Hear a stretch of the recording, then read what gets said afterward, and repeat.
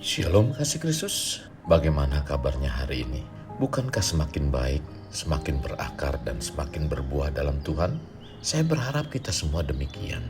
Mari tetap melekat dalam Tuhan melalui renungan hari ini, agar hidup kita semakin disiplin dalam mempraktekkan firman Tuhan.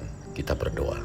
Bapa, hari yang indah, yang baik yang Kau berikan dalam kehidupan kami, biarlah kami dapat memanfaatkan sebaik mungkin agar firman yang disampaikan dapat menguatkan iman dan percaya kami, sehingga kerohanian kami semakin berakar di dalam Engkau dan memiliki kedewasaan, di mana kami semakin hari semakin memberikan buah-buah yang baik bagi hormat kemuliaan nama-Mu Tuhan. Ini doa kami yang kami alaskan dalam nama Tuhan kami Yesus, kami berdoa. Amin. Melekat dalam Tuhan bertema berintegritas memiliki disiplin. Terdapat dalam kitab Yeskil 20 ayat 19, demikian firman Tuhan.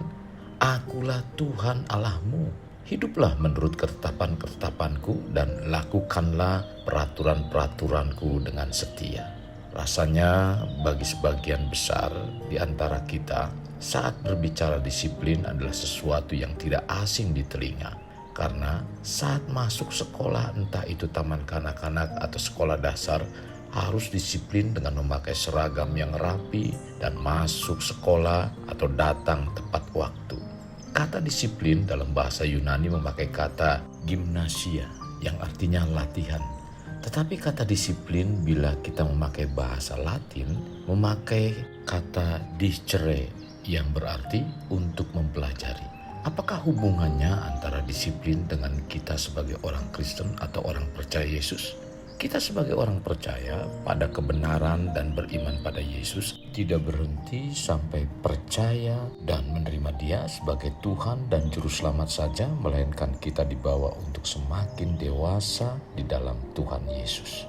Pendewasaan hidup secara rohani adalah tujuan utama kita di dalam Tuhan Yesus. Mengapa dikatakan demikian? Karena untuk membawa kedewasaan ini diperlukan disiplin rohani.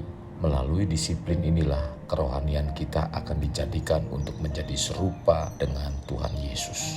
Sebagaimana arti kata disiplin yaitu latihan, memang latihan adalah suatu kegiatan yang paling melelahkan karena harus dilakukan berulang-ulang. Orang yang melakukan latihan hanyalah orang-orang yang mengerti dan mengetahui makna dan tujuan mengapa harus melakukannya. Demikian juga dengan kita sebagai orang percaya dalam Yesus. Mengapa kita perlu mendisiplin kerohanian kita? Karena kita mengetahui tujuannya, yaitu akan dibawa pada kedewasaan rohani. Apa itu kedewasaan rohani? Kedewasaan rohani adalah proses perubahan secara perlahan-lahan tentang kuasa manusia lama menjadi manusia baru yang terus-menerus semakin dibaharui dan semakin serupa dengan Tuhan Yesus. Kasih Kristus, kita sebagai orang percaya yang berintegritas memiliki disiplin, diartikan sebagai kepatuhan terhadap peraturan atau tunduk pada pengawasan dan pengendalian. Kehidupan orang percaya yang memiliki disiplin berarti memiliki hidup yang tidak berjalan seenak atau semaunya diri sendiri. Pribadi seperti ini juga memiliki sikap hidup yang berjalan berdasarkan ketetapan firman-Nya, memiliki komitmen, tanggung jawab, dan setia. Penting sekali menjadi murid Kristus menjadi pribadi yang berintegritas dengan memiliki disiplin. Karena diri kita akan belajar dan melakukan latihan untuk mengembangkan diri supaya berlaku tertib. Perkataan disiplin mempunyai arti latihan dan ketaatan kepada aturan.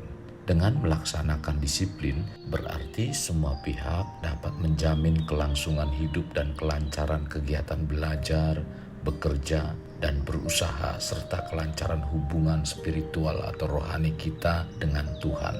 Tanpa disiplin rohani, kita tidak akan bisa mencapai tujuan Tuhan dalam hidup kita, yaitu berakar pada Kristus. Pertanyaannya, bagaimana caranya agar kita bisa berakar di dalam dan pada Kristus? Berakar di dalam Kristus perlu disiplin dalam bersekutu dengan Tuhan dan sesama. Disiplinnya bersekutu dengan Tuhan berarti kita memiliki hubungan intim dengan Tuhan. Hubungan intim dengan Tuhan sesungguhnya menjadi sumber rohani. Dari sumber inilah kita mengalami kedewasaan rohani yang menyalurkan hubungan atau persekutuan dengan sesama, yaitu tubuh Kristus. Bersekutu dengan sesama anggota tubuh Kristus membutuhkan sebuah disiplin dari diri kita. Karena hanya dengan cara demikian kita bisa berakar kuat pada Kristus. Bersekutu merupakan salah satu disiplin rohani yang bisa dilakukan karena hal ini sangat penting. Dalam Ibrani 10 ayat 25 mengatakan, janganlah kita menjauhkan diri dari pertemuan-pertemuan ibadah kita seperti dibiasakan oleh beberapa orang. Tetapi marilah kita saling menasehati dan semakin giat melakukannya menjelang hari Tuhan yang mendekat. Jadi, persekutuan dengan Bapa di surga menjadi dasar untuk terjadinya persekutuan dengan sesama anggota tubuh Kristus. Mengabaikan persekutuan berarti mengabaikan pertumbuhan dan kedewasaan rohani di dalam Kristus. Sudah saatnya sekarang kita sebagai anak Tuhan harus menjadi pribadi yang berintegritas dengan memiliki disiplin hidup, sehingga kita semakin bertumbuh dan berbuah lebat bagi Tuhan kita. Kekasih Kristus, jadikan hidup kita untuk lebih bermakna. Membangun pribadi bermakna dimulai dari pribadi kita. Kita berdoa, Tuhan, kami naikkan syukur kepadamu. Kembali firman-Mu mengingatkan kami dan membawa kehidupan kami untuk menjadi pribadi yang memiliki disiplin dalam segala hal, sehingga kami menjadi pribadi yang berintegritas di dalam iman percaya kami, sebagaimana yang Tuhan inginkan. Tuhan, Engkau menghendaki kehidupan kami menjadi kehidupan yang berarti, memiliki kehidupan yang bermakna, bukan hanya untuk pribadi kami sendiri, tapi juga bagi orang-orang yang ada di sekitar kami, Tuhan. Bahwa kami untuk terus senantiasa memiliki disiplin yang tinggi dalam kami berhubungan atau hubungan intim dengan Engkau, bersekutu dengan Engkau, Tuhan, dalam doa, dalam membaca firman, sehingga kami semakin berakar di dalam Engkau dan menghasilkan pertumbuhan yang baik, bahkan menghasilkan buah-buah hidup yang menyukakan Engkau, Tuhan. Tuhan, ini doa kami, biarlah ini menjadi satu bagian pengalaman yang indah bersama dengan Engkau. Dalam nama Tuhan Yesus kami berdoa, amin. Mari saudara, kita akhiri dengan mengangkat kedua tangan kita.